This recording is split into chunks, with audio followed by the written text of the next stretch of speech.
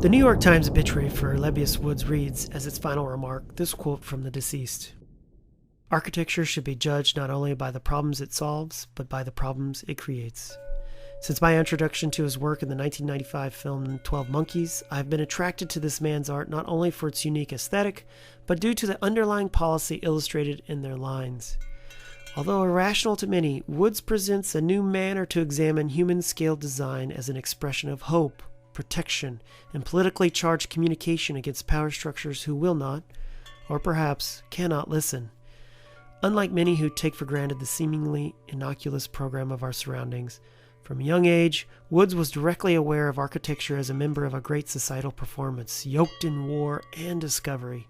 His father, a civil engineer who worked on the Manhattan Project while Woods was a young child, was an agent of the built environment who not only empowered atomic progress, but he himself died prematurely from his exposure to such rapid scientific exploits.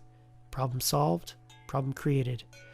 Luckily for the architect and fans like myself, Woods was exposed as a child to places like these. Perhaps this is why I relate to his work so warmly, as when I was a child, I was exposed to scenes like these.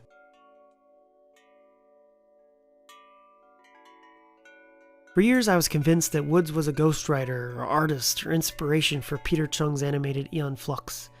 To date, I have not found any evidence of this conviction. In review of his work, it is impressive to simply account for his locations in their time of consideration. He purposefully delineates a course to design hope from a place of true despair. His renderings are a guiding light, a reminder that the future is not known, that you cannot lose your own belief in human innovation as there are situations we still do not even know how to exist within. One of my favorite of his projects is his submission for the rebuilding of the World Trade Center after 9/11. A New Yorker by choice, Woods proposed a project that was never complete, that provided multiple experiences for occupants and visitors alike, from the pilgrim to tourist. This program of constant amendment lends well to his lifelong beliefs for social space, as he stated in his 1992 monograph.